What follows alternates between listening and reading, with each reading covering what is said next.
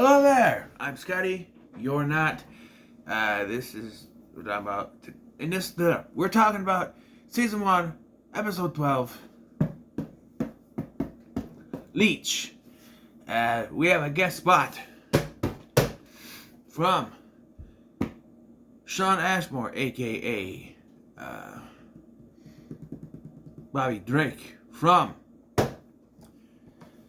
the X-Men film series. And it's weird because the guy I mentioned from My Bloody Valentine, who was a guest in an earlier episode, he was also Bobby's father in X2, X-Men United. So, and his name is Eric Summers.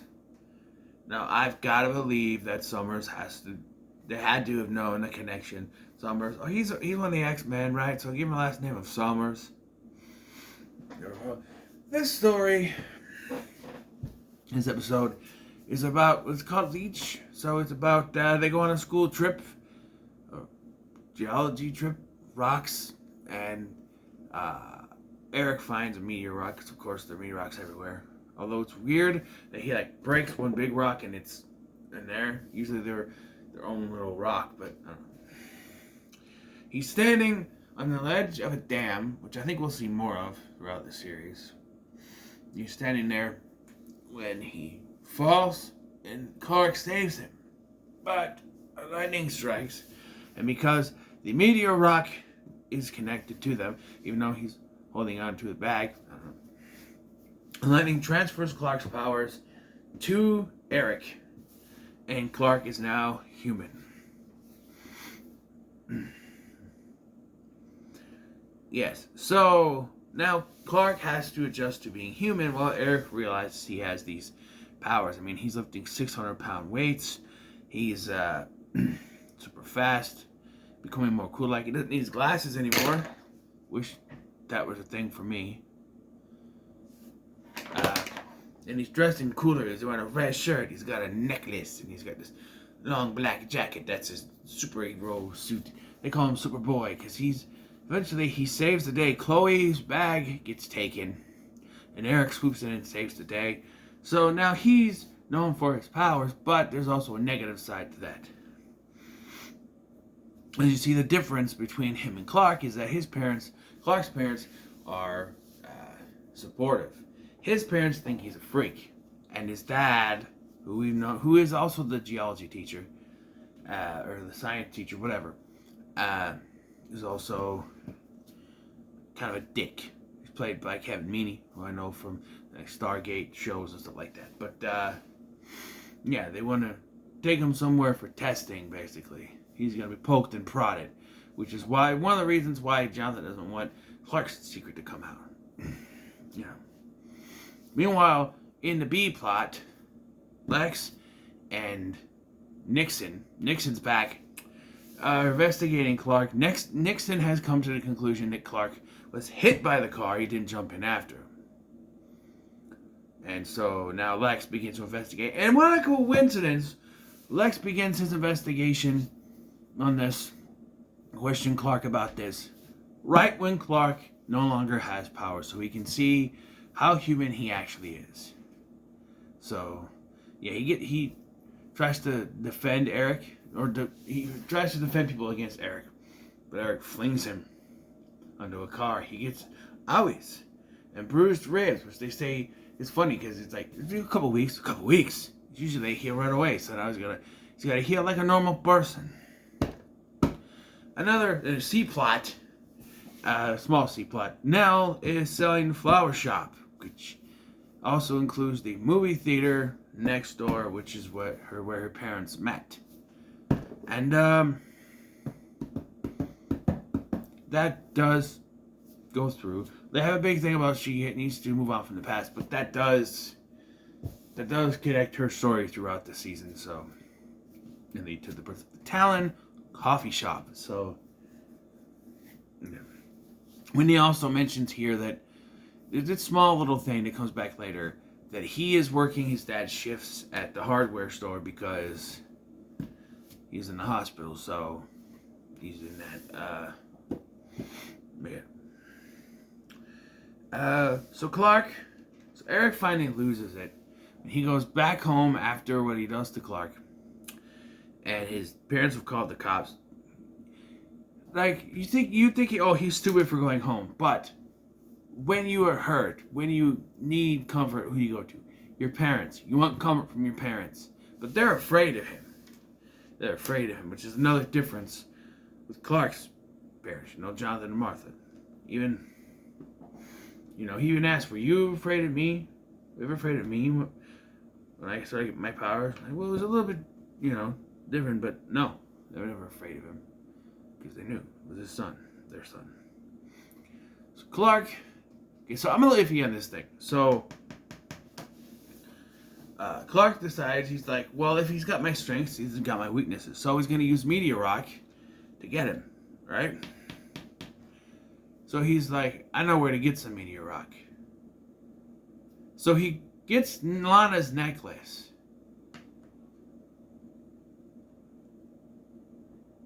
No.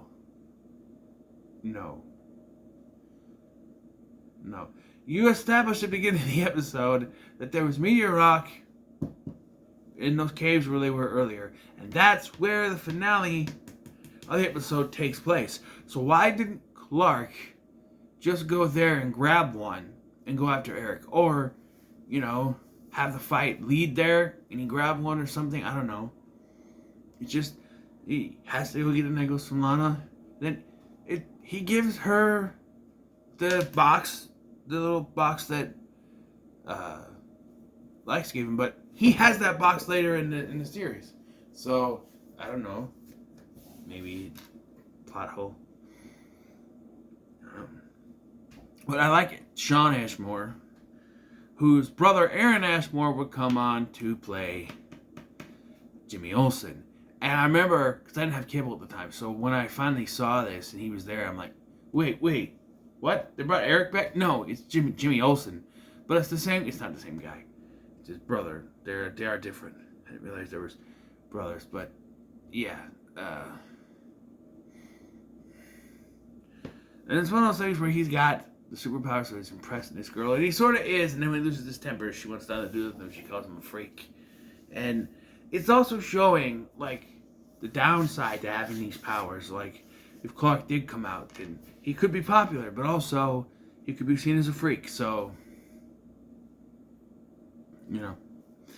but also it's how you're raised. It's just like Chronicle, right?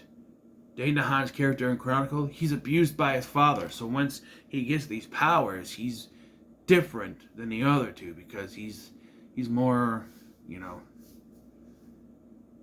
damaged. He's more damaged than they are. So, yeah.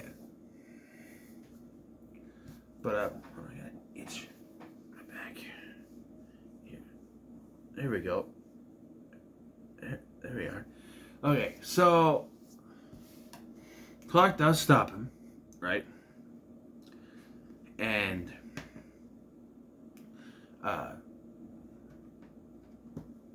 gets his powers back.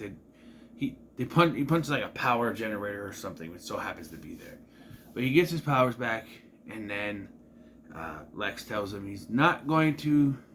That he's done. This is at the hospital before, after he's been thrown. He's like, I'm done. He's like, you done with the investigation or what? And he walks off, and then at the end, though, a couple wrap-up scenes. Roger Nixon, tells him, hey, he's like, you were wrong about Clark. He's like, well, all signs pointed to that. He's like, well, you were wrong, and leave the Kents alone. Spoiler alert, he doesn't. But, yeah. Oh, by the way, D-plot. Oh, there's a D-plot. So, the Victoria plotline is finished up here. He intends to find out that her father intends to buy Cadmus Labs, which Lex was going to use to overthrow his father or something. But they do that and they gain a stake in Luthor Corp. However, it turns out that there's nothing in Cadmus Labs, and he set it up for Victoria to find, knowing she was snooping around, because he's smart. And so, Lionel's actually going to buy Victoria's Hardwick's company. So, yeah, Sir Harry's company, I should say. So, and then Nixon brings the photos of Lionel and Victoria having sex. Okay, so what does that mean now? That she was doing both of them, basically, father and son. You, but like, you, but like, you, but like, what? That's always been weird to me. Where does that add? I don't think it even goes anywhere. Like, maybe it's supposed to mean like he actually hired her to screw her father over, but she actually felt bad when she did this to Lex and acted like she didn't know anything. But Nixon says that it was the father that started it, but it makes more sense if it was Victoria, right? Victoria seduced him. They get to help get the information about Cadmus. I don't know. It's confusing.